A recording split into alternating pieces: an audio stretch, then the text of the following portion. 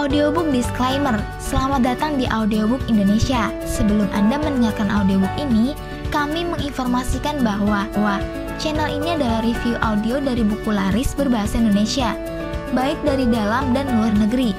Untuk membaca keseluruhan buku ini, kami menyarankan membeli buku aslinya di toko kesayangan Anda, baik offline maupun online. Keberadaan channel ini dimaksudkan untuk membantu Anda mendapatkan pengetahuan dari buku-buku kesukaan Anda. Jangan lupa untuk subscribe, like, komen, dan request buku favorit Anda di kolom komentar untuk kami bacakan bukunya. Audiobook channel membantu memudahkan Anda membaca buku dengan audio. Selamat mendengarkan. Audiobook, sebuah seni untuk bersikap bodoh amat. Bab 1. Jangan berusaha. Charles Bukowski adalah dulunya seorang pecandu alkohol, senang main perempuan, pejudi kronis, kasar, kikir, tukang utang, dan dalam hari-hari terburuknya, seorang penyair. Dia barangkali adalah manusia terakhir di muka bumi yang bakal Anda mintain nasihat tentang kehidupan, atau nama terakhir yang ingin Anda lihat dalam deretan buku motivasi jenis apapun. Justru, fakta itulah yang menjadikan sosoknya sempurna untuk memulai buku ini. Bukowski bercita-cita menjadi seorang penulis, namun karyanya terus-menerus ditolak oleh hampir setiap majalah, surat kabar, jurnal, agen, dan penerbit yang pernah dihubunginya. Tulisannya sangat hancur, kata mereka, kasar, menjijikan, tidak bermoral. Dan begitu tumpukan suatu penolakan bertambah tinggi, beban dari kegagalan tersebut mendorongnya ke dalam sebuah depresi yang kian diperberat oleh alkohol yang terus menghantui sebagian besar hidupnya. Sehari-hari Bukowski bekerja sebagai seorang penyortir surat di sebuah kantor pos. Ia digaji sangat rendah dan hampir seluruh uangnya dihabiskan untuk minuman keras. Barulah sisanya ia pakai untuk berjudi di pacuan kuda. Malamnya, ia minum-minum sendirian dan kadang menuntaskan puisi di mesin tik usangnya. Kerap kali, dia siuman di lantai setelah pingsan semalam sebelumnya. 30 tahun berjalan tanpa arti seperti itu, hampir seluruh waktunya ada dalam bayang-bayang alkohol, narkoba, judi, dan pelacuran.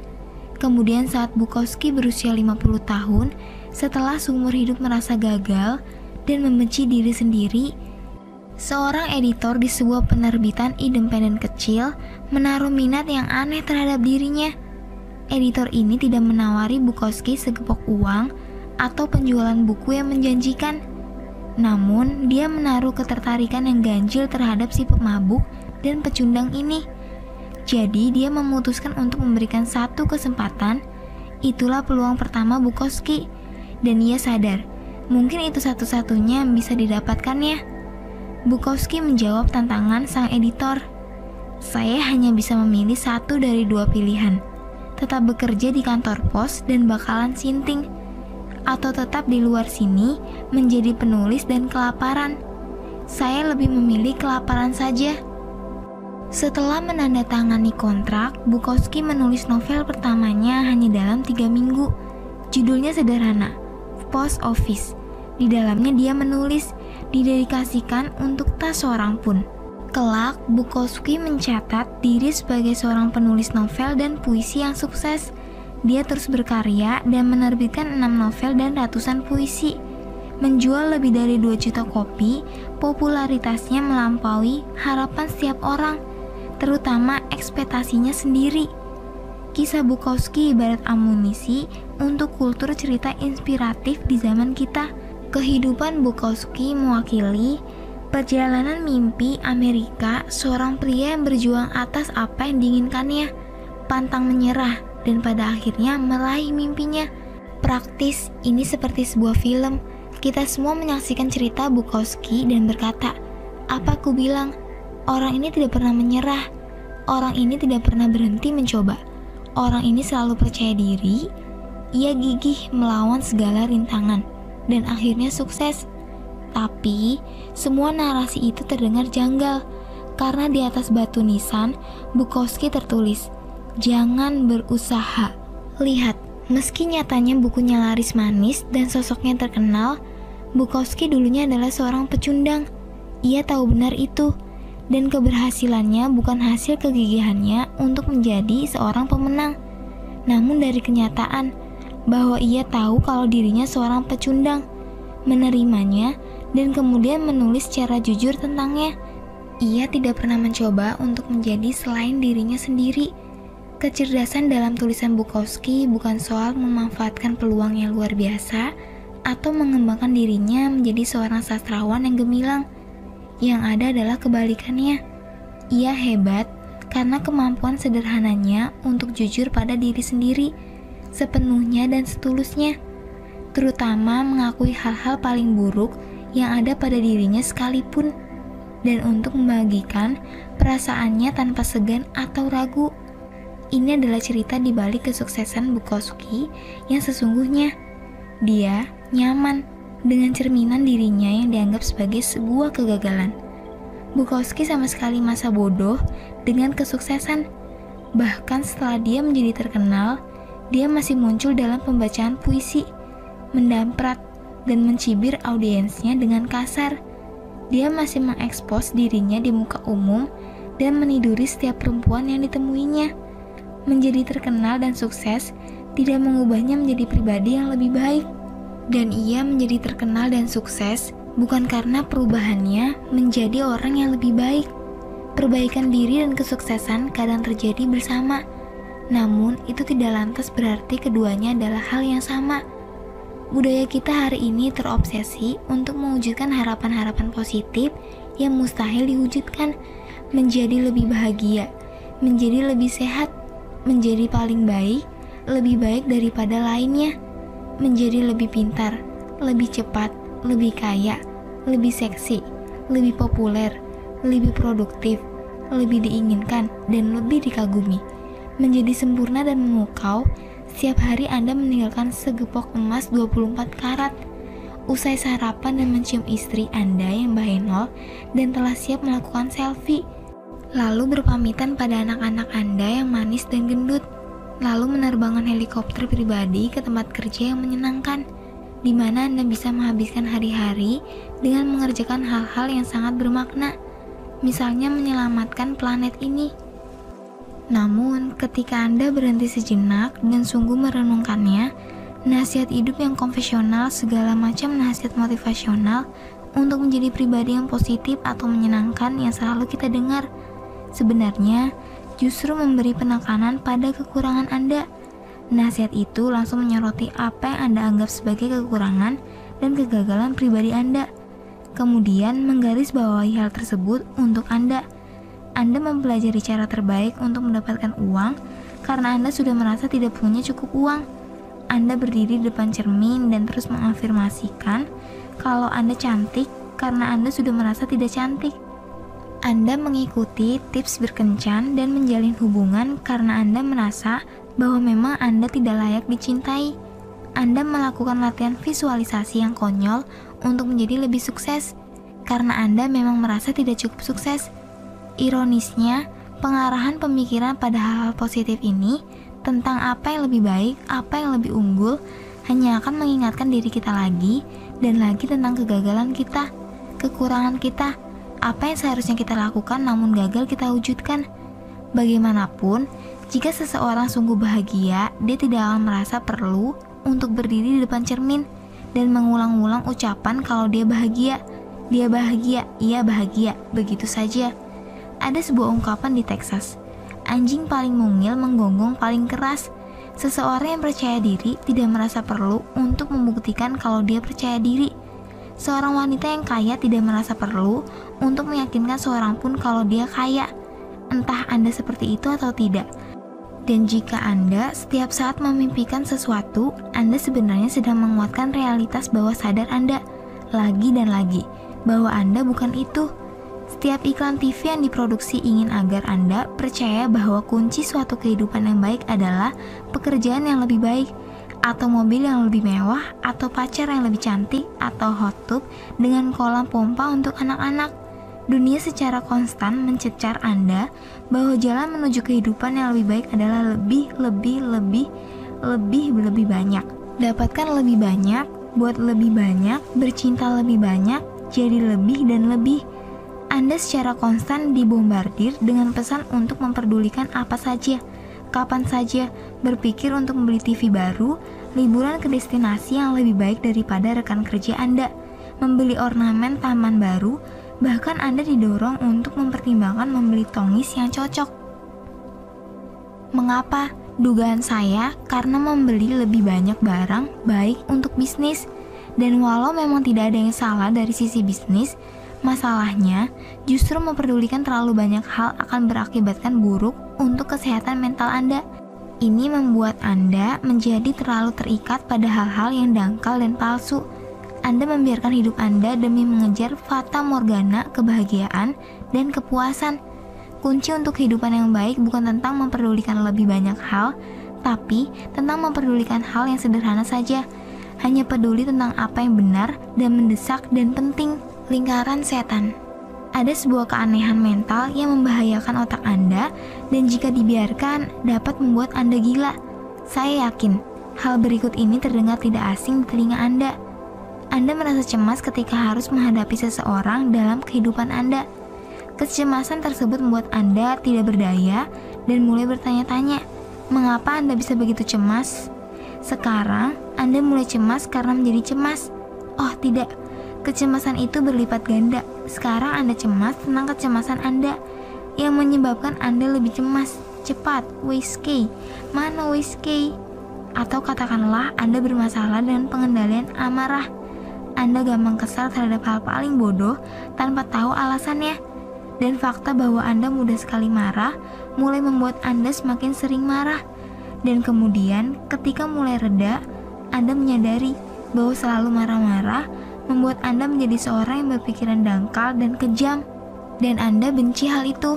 Anda sangat membencinya sehingga Anda marah pada diri sendiri. Sekarang lihat diri Anda.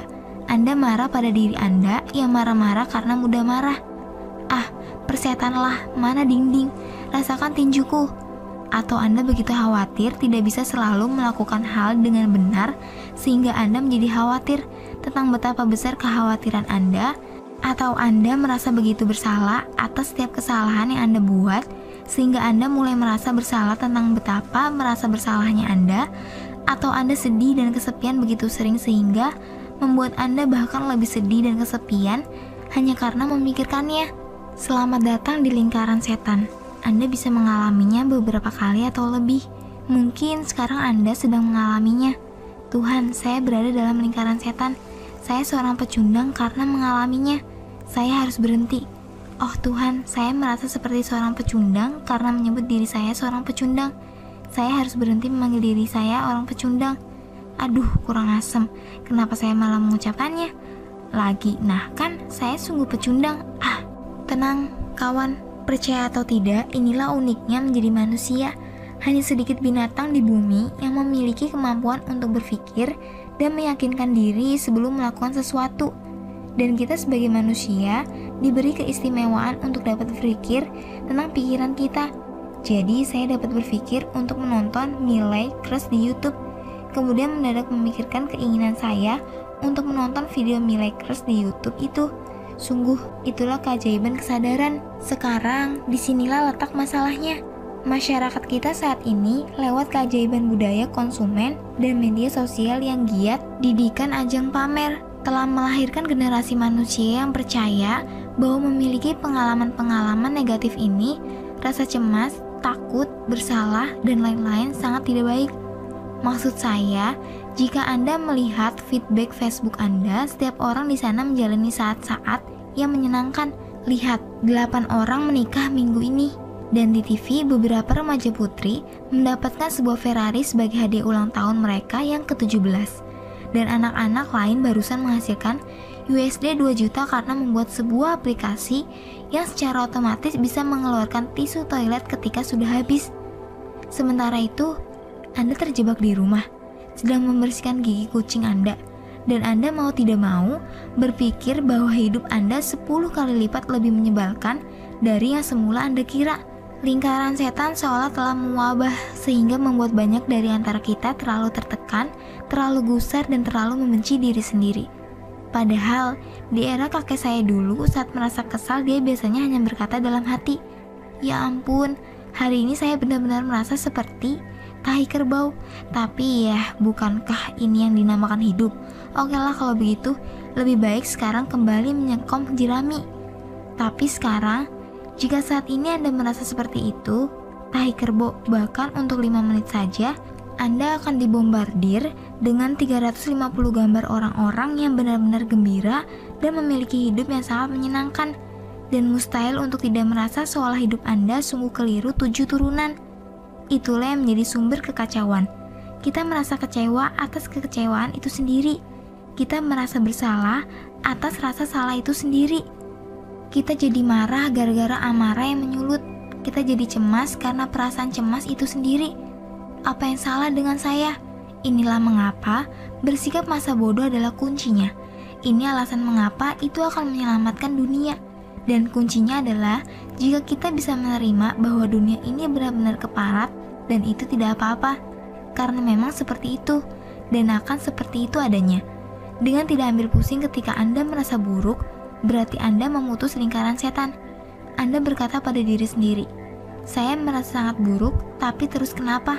Apa pedulimu?" Dan kemudian, ibarat ditaburi debu ajaib peri, Anda berhenti membenci diri Anda sendiri saat merasa begitu kecewa. George Orwell mengatakan bahwa untuk mampu melihat apa yang ada tepat di depan batang hidung kita sendiri, dituntut suatu perjuangan tanpa henti.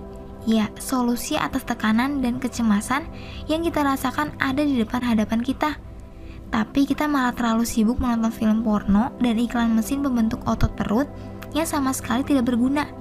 Dan masih terus penasaran mengapa kita tetap belum berani mengencani cewek seksi berambut pirang itu padahal perut sudah sispek. Kita sering bercanda di dunia maya tentang masalah-masalah di negara maju. Namun kita sesungguhnya telah menjadi korban dari kesuksesan kita sendiri. Masalah kesehatan yang dipicu oleh stres, gangguan kecemasan, dan kasus-kasus depresi telah melejit tinggi 30 tahun belakangan ini. Meskipun faktanya, setiap orang sudah punya TV layar datar dan dengan sekali klik, belanjaan Anda sampai di depan rumah. Krisis kita bukan lagi soal materi, namun soal eksistensi. Ranah spiritual, kita punya begitu banyak barang dan peluang. Sampai-sampai kita tidak tahu apa lagi yang bisa kita kerjakan saat ini. Karena tidak terbatasnya hal yang dapat kita lihat atau kita ketahui saat ini, tidak terbatas pula hal-hal yang mengakibatkan kita merasa terpinggirkan, merasa diri ini jelek, dan merasa kecewa atas hal-hal yang kita miliki. Sebab kini tampak tas hebat yang kita kira, dan inilah yang mengoyak diri kita dari dalam. Disinilah letak kekeliruan semua postingan sampah yang berhubungan dengan bagaimana menjadi bahagia yang telah dibagikan 8 juta kali di Facebook beberapa tahun belakangan ini. Inilah hal yang tidak disadari seorang pun tentang semua nasihat sampah itu. Hasrat untuk mengejar semakin banyak pengalaman positif sesungguhnya adalah sebuah pengalaman negatif. Sebaliknya, secara paradoksal, penerimaan seseorang terhadap pengalaman negatif justru merupakan sebuah pengalaman positif. Pernyataan di atas terdengar terlalu jelimet di kepala Anda. Jadi saya akan memberi Anda waktu untuk meluruskan pemikiran Anda. Dan mungkin untuk membacanya sekali lagi, menginginkan pengalaman positif adalah sebuah pengalaman negatif. Menerima pengalaman negatif adalah sebuah pengalaman positif. Inilah apa yang dulu pernah disebut oleh filsuf Alan Watts sebagai hukuman kebalikan. Intinya adalah, semakin kuat Anda berusaha merasa baik setiap saat, Anda akan merasa semakin tidak puas, karena mengejar sesuatu hanya akan meneguhkan fakta bahwa pertama-tama Anda tidak baik. Semakin mati-matian Anda berusaha ingin kaya, Anda akan merasa semakin miskin dan tidak berharga, terlepas dari seberapa besar penghasilan Anda sesungguhnya. Semakin mati-matian Anda ingin tampil seksi dan diinginkan, Anda akan memandang diri Anda semakin jelek, terlepas dari seperti apa penampilan fisik Anda sesungguhnya. Semakin mati-matian Anda ingin bahagia dan dicintai, Anda akan menjadi semakin kesepian karena merasa ketakutan. Terlepas dari banyaknya orang yang berada di sekitar Anda, semakin Anda berusaha mendapatkan pencerahan spiritual, Anda akan semakin tertelan oleh diri Anda sendiri dan menjadi semakin dangkal untuk dapat mencapainya. Kurang lebih ini menyerupai pengalaman saya saat menjajal LSD, semacam narkoba. Semakin saya melangkah mendekati rumah saya, rumah itu justru semakin menjauh dari saya. Dan iya benar, saya baru saja menggunakan halusinasi LSD untuk membuat suatu penjelajahan filosofis tentang kebahagiaan. Tidak masalah kan? Seperti yang dikatakan filsuf eksistensialisme Albert Camus, dan saya cukup yakin dia tidak sedang di bawah pengaruh LSD saat itu. Anda tidak akan pernah bahagia jika Anda terus mencari apa yang terkandung dalam kebahagiaan, dan tidak akan pernah hidup jika terus mencari arti kehidupan. Atau dengan kata lain, jangan berusaha. Dan saya tahu apa yang akan Anda katakan. Mark, ini sungguh membuat saya gerah. Lalu bagaimana dengan tabungan saya yang rencananya akan saya gunakan untuk membeli Camaro, jenis mobil mewah? Bagaimana dengan upaya saya menahan lapar untuk mendapatkan tubuh bagus? Lagi pula, saya telah membayar mahal untuk mesin pembentuk perut itu. Bagaimana dengan rumah besar di danau yang selalu saya impikan? Jika saya berhenti mengusahakan itu semua, maka saya tidak akan pernah meraih apapun. Itu bukan yang saya harapkan, kan? Saya senang Anda bertanya. Pernah kan Anda memperhatikan bahwa kadang ketika Anda kurang memperdulikan sesuatu, Anda justru mengerjakan hal itu dengan baik? Pernah kan memperhatikan bagaimana seringkali seseorang yang hanya iseng melakukan sesuatu malah sukses pada akhirnya? Pernah kan memperhatikan bagaimana kadang ketika Anda terlalu fokus pada sesuatu, semuanya justru berantakan? Apa yang sebenarnya terjadi? Yang menarik tentang hukum kebalikan adalah ada alasan mengapa sesuatu disebut terbalik, yaitu bersikap masa bodoh sesungguhnya menghasilkan sesuatu yang besar. Jika mengejar hal yang positif adalah hal yang negatif, mengejar hal yang negatif akan menghasilkan hal yang positif. Rasa capek yang Anda alami di gym membuahkan kesehatan dan tenaga yang paripurna. Rentetan kegagalan dalam bisnis menuntut Anda pada pemahaman yang lebih baik tentang syarat-syarat sebuah kesuksesan, menjadi terbuka pada hal-hal yang membuat Anda tidak nyaman.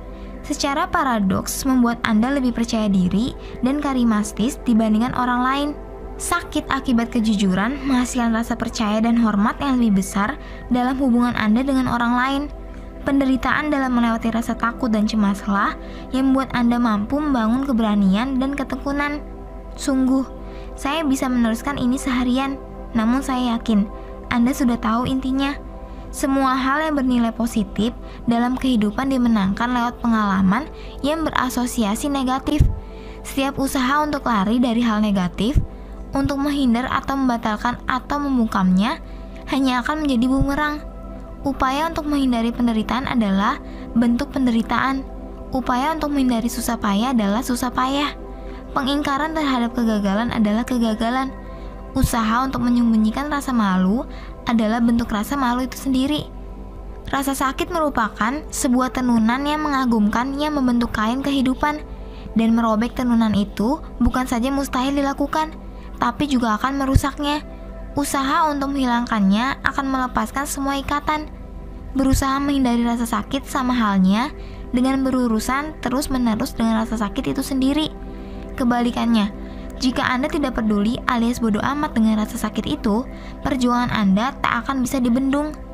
Dulunya dalam hidup saya peduli akan banyak hal, tapi saya bodoh amat terhadap banyak hal, dan ternyata terbukti hal-hal yang tak saya pedulikan itulah justru yang membuat perbedaan.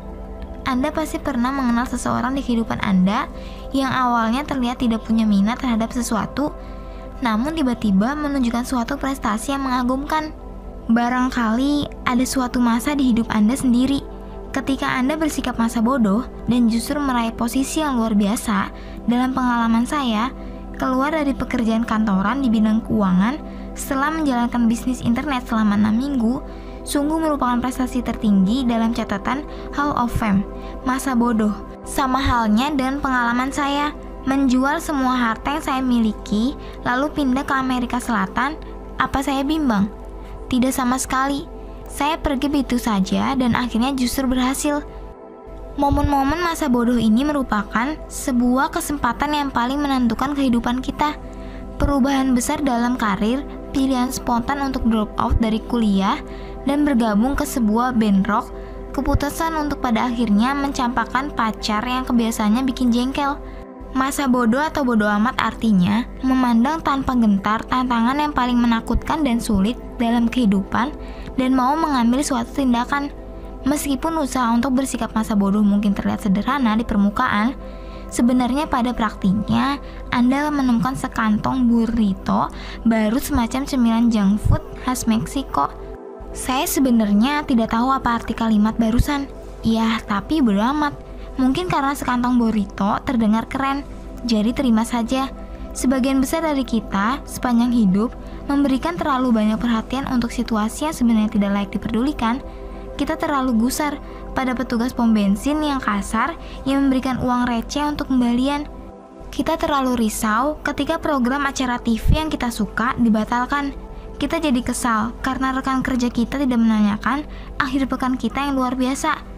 Sementara itu, kartu kredit kita telah mencapai limit, anjing kita membenci kita, dan si Buyung sedang nyabu di kamar mandi dan biar begitu aja.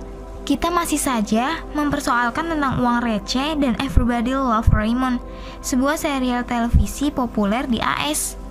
Begini cara memahaminya, Anda akan meninggal suatu hari. Saya tahu bahwa ini sudah jelas, namun saya hanya ingin mengingatkan, mungkin saja Anda lupa, Anda dan setiap orang yang Anda kenal akan meninggal suatu saat nanti, dan dalam waktu yang singkat antara di sini dan di sana, perhatian yang Anda miliki terbatas, sangat sedikit, bahkan, dan jika Anda memperdulikan setiap hal dan setiap orang tanpa pertimbangan atau pilihan yang matang, well, hidup Anda tentu akan kacau. Ada sebuah seni yang luhur untuk bersikap masa bodoh, dan meskipun konsep ini terdengar konyol dan mungkin Anda anggap saya brengsek, apa yang saya akan katakan di sini menggarisbawahi betapa pentingnya belajar, memfokuskan dan memprioritaskan pikiran Anda secara efektif. Bagaimana memilih dengan teliti hal apa yang penting dan apa yang tidak penting untuk Anda, berdasarkan nilai pribadi yang terasa hingga tajam. Ini teramat sulit. Ini membutuhkan latihan dan kedisiplinan seumur hidup untuk mencapainya. Dan Anda akan sering gagal. Namun, ini mungkin perjuangan terlayak yang dapat dilakukan seseorang dalam hidupnya. Ini mungkin satu-satunya perjuangan dalam hidup manusia. Karena ketika Anda terlalu mengurusi segala hal, ketika Anda memperhatikan setiap orang dan setiap hal, Anda akan senantiasa merasa bahwa Anda berhak merasa nyaman dan bahagia kapan saja, bahwa semuanya harusnya sama persis dengan apa yang Anda inginkan. Ini sebuah penyakit, dan ini akan menelan Anda hidup-hidup. Anda akan melihat setiap kesulitan sebagai suatu ketidakadilan, setiap tantangan sebagai sebuah kegagalan, setiap ketidaknyamanan terasa jadi masalah pribadi, setiap perbedaan pendapat sebagai sebuah pengkhianatan. Anda akan terpenjara dalam kepicikan Anda sendiri. Neraka pikiran Anda sendiri hangus oleh amuk dan amarah. Lingkaran setan Anda sendiri dalam gerak konstan yang tidak ada ujungnya. Sebuah seni untuk bersikap masa bodoh. Saat kebanyakan orang membayangkan mental masa bodoh ini, mereka membayangkan sejenis kekalaman yang tidak terpengaruh apapun, ketenangan yang mampu melewati semua badai. Mereka membayangkan dan ingin menjadi seseorang yang tidak tergoyahkan dan tidak membuat gusar siapapun. Ada sebutan untuk orang yang tidak punya emosi atau pemahaman untuk apapun, psikopat. Mengapa Anda ingin meniru seseorang psikopat yang tidak habis pikir? Jadi apa arti masa bodoh ini? Mari kita lihat 3 seni yang dapat membantu menjernihkan perkara ini. 1. Masa bodoh bukan berarti menjadi acuh tak acuh. Masa bodoh berarti nyaman saat menjadi berbeda. Mari kita jernihkan. Sama sekali tidak ada yang dapat dikagumi atau diamini dalam sikap acuh tak acuh. Orang-orang yang acuh tak acuh adalah mereka yang lemah dan ciut hatinya. Mereka tergolong couch potage, malas bergerak, dan tukang usil. Di internet, faktanya orang-orang yang acuh tak acuh sering berusaha untuk bersikap masa bodoh karena dalam kenyataannya mereka terlalu rewel terhadap segala sesuatu. Mereka terganggu dengan apa yang dipikirkan semua orang tentang rambut mereka, sehingga mereka tidak pernah bersusah payah mencuci atau menyisirnya. Mereka risau dengan apa yang dipikirkan setiap orang tentang ide mereka. Jadi mereka bersembunyi di balik sarkasme dan kritik pedas. Mereka takut, tidak membiarkan siapapun mendekati mereka.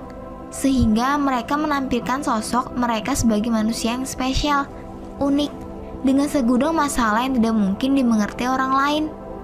Orang yang acuh tak acuh, takut terhadap dunia dan gaung pilihan mereka sendiri. Itulah alasan mereka tidak sekalipun membuat pilihan yang berarti. Mereka bersembunyi di dalam liang kelabu tanpa emosi yang mereka gali sendiri, terserap oleh diri mereka sendiri, dan mengasihani diri sendiri, terus-menerus mengalihkan perhatian mereka dari hal yang menuntut waktu dan energi mereka yang disebut kehidupan. Karena inilah fakta tentang kehidupan. Tidak pernah ada yang namanya masa bodoh. Anda pasti memperdulikan sesuatu. Sisi biologis kita selalu peduli akan sesuatu, dan karena itu kita akan selalu memperdulikan sesuatu. Pertanyaannya kemudian adalah, apa yang kita pedulikan? Hal apa yang kita pilih? Dan bagaimana caranya agar kita bersikap masa bodoh terhadap hal yang memang tidak ada maknanya? Ibu saya baru saja ditipu teman dekatnya dan kehilangan uang dalam jumlah banyak. Jika saya acuh tak acuh, saya mengangkat bahu, menyeruput mocha, dan mengunduh serial The Wire musim berikutnya. Maaf Bu, tapi bukan itu yang saya lakukan. Saya geram, saya naik pitam, saya berkata, "Dasar keparat kurang ajar, lihat saja." "Bu, kita cari pengacara biar keparat itu merasakan akibatnya." Tahu mengapa? Karena saya sama sekali tidak peduli. Saya akan hancurkan sekalian hidup laki-laki itu jika memang perlu. Ilustrasi tersebut menggambarkan ketajaman pertama dalam seni bersikap masa bodoh ini. Ketika kita berkata, "Keparat, awas Mark Manson bersikap masa bodoh." Ini bukan berarti bahwa Mark Manson bersikap masa bodoh tentang apapun. Sebaliknya, yang dimaksud adalah bahwa Mark Manson bersikap masa bodoh terhadap kesengsaraan yang menghalangi tujuannya. Dia tidak ambil pusing dengan orang-orang yang geram saat ia melakukan sesuatu yang dirasa benar, atau penting atau mulia. Artinya adalah bahwa Mark Manson adalah tipe orang yang akan menulis kisah dirinya sebagai orang ketiga hanya karena dalam pikirannya itu adalah hal yang tepat untuk dilakukan. Dia hanya masa bodoh. Itu saja. Inilah yang patut dikagumi, tentu saja. Bukan saya yang harus Anda kagumi dalam kalimat-kalimat di atas, namun perjuangan dalam mengatasi kesulitan, kerelaan untuk menjadi berbeda, dipandang sebagai orang buangan, sampah masyarakat. Semua itu ditempuh demi nilai-nilai orang itu sendiri, kesediaan untuk menatap lekat-lekat kegagalan dan mengangkat jari tengah Anda ke arahnya. Orang-orang yang tidak peduli dengan kerasnya perjuangan itu, tak peduli dengan resiko kegagalan. Masa bodoh akan hal-hal yang memalukan yang mungkin terjadi. Orang-orang yang hanya tertawa lalu kembali mengerjakan apa yang mereka yakini karena mereka tahu kalau itu benar. Mereka tahu kalau itu lebih penting daripada diri mereka sendiri, lebih penting daripada perasaan mereka sendiri dan kebanggaan serta ego mereka sendiri. Orang-orang ini berkata, "Persetan tidak untuk semua hal, namun untuk setiap hal yang tidak penting dalam hidup." Mereka menyimpannya untuk perkara yang sungguh penting. Teman-teman, keluarga, target hidup, boritos, dan mungkin 1 atau 2 gugatan hukum. Dan karena keputusan itulah, karena mereka memutuskan untuk menyimpan kepedulian hanya untuk hal-hal besar yang penting. Sebagai balasannya, orang-orang jadi peduli terhadap mereka. Karena berikut ini, lagi-lagi adalah fakta tentang kehidupan. Anda tidak akan bisa menjadi sosok yang penting dan mengubah hidup beberapa orang tanpa menjadi bahan candaan dan tertawaan bagi orang lain terlebih dahulu. Tidak akan bisa, karena tidak ada yang sempurna. Tidak ada yang bisa menghindari kesulitan. Ada sebuah ungkapan, entah kemanapun kamu pergi, disitulah dirimu. Hal yang sama juga berlaku untuk kesulitan dan kegagalan. Masa bodoh kemanapun Anda pergi, akan ada 300 kg kesulitan yang menanti Anda. Dan itu tidak apa-apa. Intinya adalah bukan menghindari kesulitan. Intinya adalah menemukan hal sulit yang bisa Anda hadapi dan nikmati. Kedua, untuk bisa mengatakan masa bodoh amat pada kesulitan, pertama-tama Anda harus peduli terhadap sesuatu yang jauh lebih penting dari kesulitan.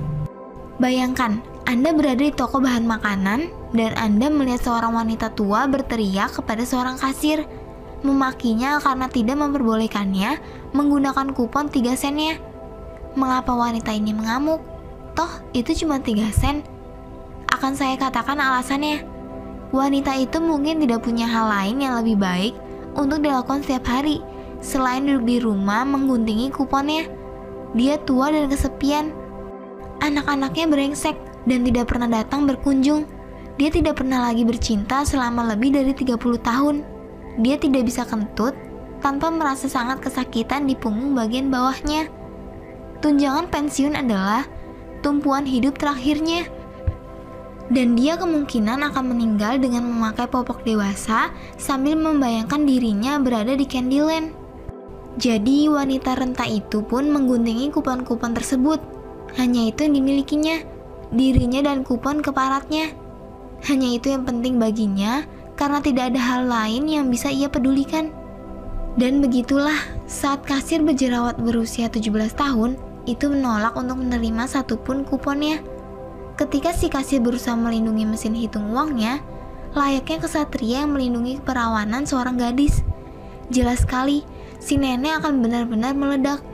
Kejengkelan selama 80 tahun akan tumpah seketika, seperti hujan es dahsyat yang mengiringi kecerewetan nenek itu tentang, di zamanku dulu tidak seperti ini, atau di zamanku dahulu orang lebih punya tata krama. Alasan dibalik orang-orang yang mengobrol kepedulian mereka seperti es krim di perkemahan musim panas ini adalah bahwa mereka tidak punya sesuatu yang layak untuk dipedulikan.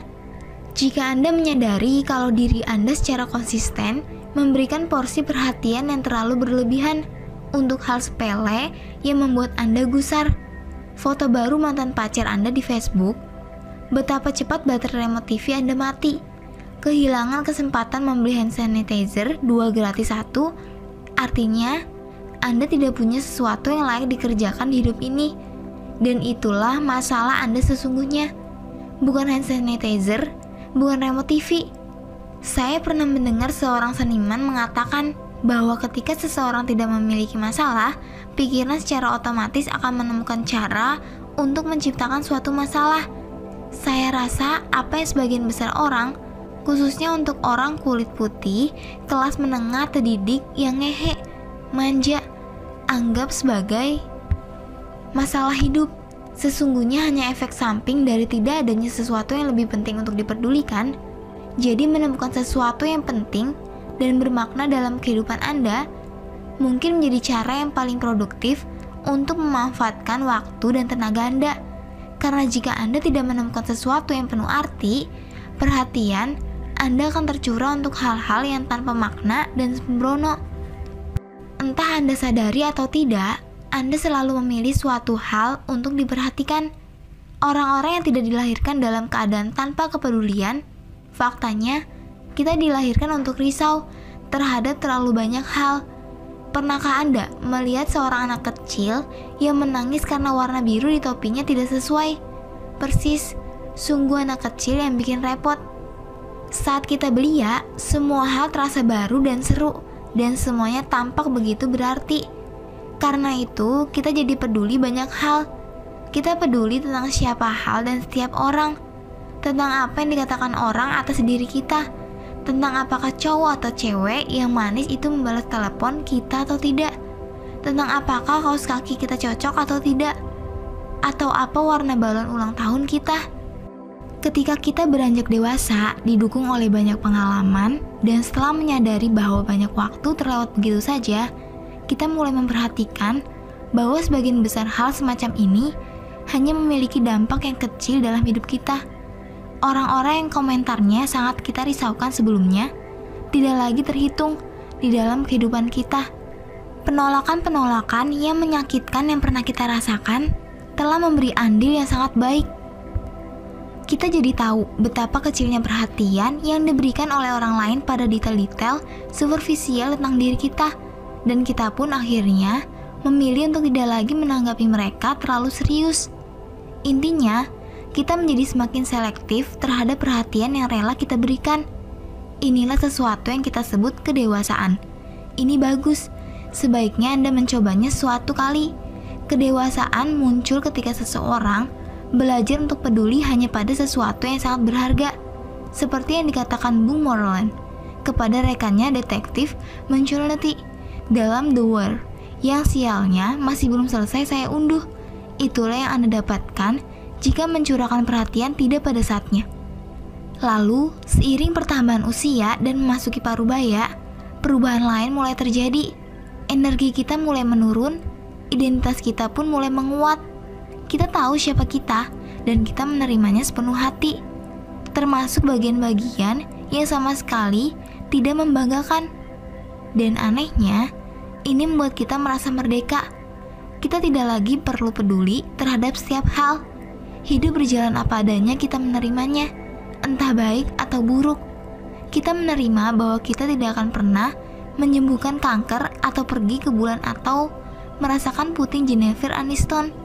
Dan itu tidak masalah, hidup terus berjalan. Jadi, sekarang ini kita bisa menyisihkan perhatian kita yang semakin berkurang untuk hal yang benar-benar layak dalam hidup kita. Keluarga kita, teman-teman terbaik kita, ayunan golf kita. Dan herannya, hal-hal itu sudah cukup membahagiakan. Penyederhanaan ini sesungguhnya membuat kita senantiasa merasa sangat bahagia. Dan kita mulai berpikir, mungkin apa yang dikatakan Bukowski, pecandu alkohol yang gila itu memang benar adanya. Jangan berusaha. Jadi Mark, ngomong-ngomong apa inti buku ini?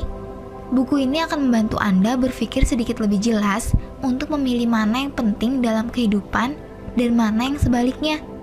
Saya yakin bahwa sekarang ini kita menghadapi suatu wabah psikologis, yaitu ketika orang-orang tidak lagi menerima dengan tenang bahwa kadang-kadang ada hal yang tidak menyenangkan dalam hidup ini.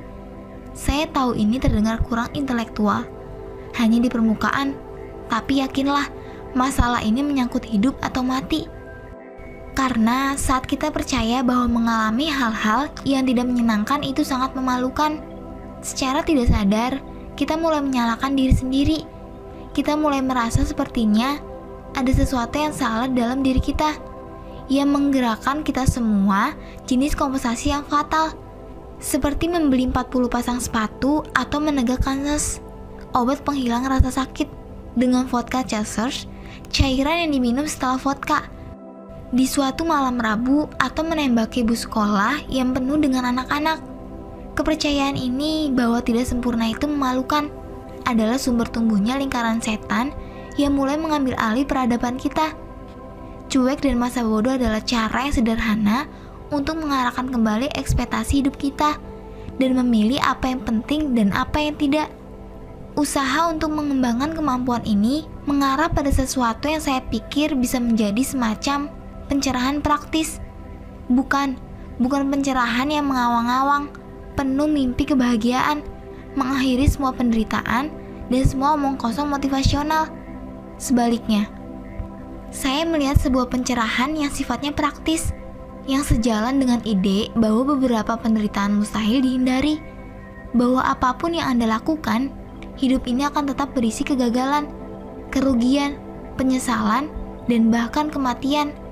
Karena begitu Anda nyaman dengan semua tahi yang dilemparkan oleh kehidupan pada Anda, percayalah, akan ada sangat banyak.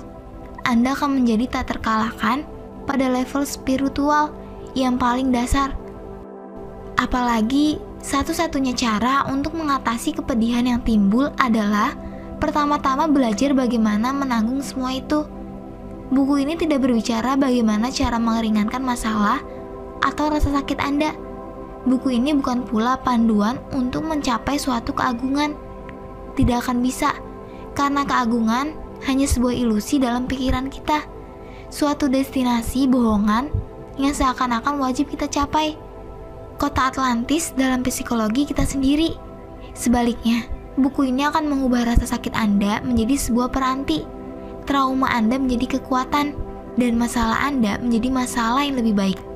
Ini baru gerak yang sesungguhnya. Renungkan hal ini sebagai panduan saat mengalami penderitaan, dan bagaimana cara untuk mengambil tindakan yang lebih baik, lebih bermakna, penuh dengan kasih sayang dan kerendahan hati. Inilah buku yang akan membuat Anda bergerak secara ringan, tak peduli seberapa berat beban Anda. beristirahat dengan lebih mudah, ditemani ketakutan terbesar Anda, menertawakan air mata Anda yang saat tumpah, bercucuran. Buku ini tidak akan mengajari Anda bagaimana cara mendapat atau mencapai sesuatu, namun lebih pada bagaimana cara berlapang dada dan membiarkan sesuatu pergi. Ini akan mengajari Anda untuk membuat inventaris kehidupan Anda dan menyortir hal-hal yang paling penting saja. Ini juga akan mengajari Anda untuk memejamkan mata dan percaya bahwa Anda bisa menjatuhkan diri ke belakang dan tetap baik-baik saja. Ini akan mengajari Anda untuk peduli lebih sedikit. Ini akan mengajari Anda untuk jangan berusaha.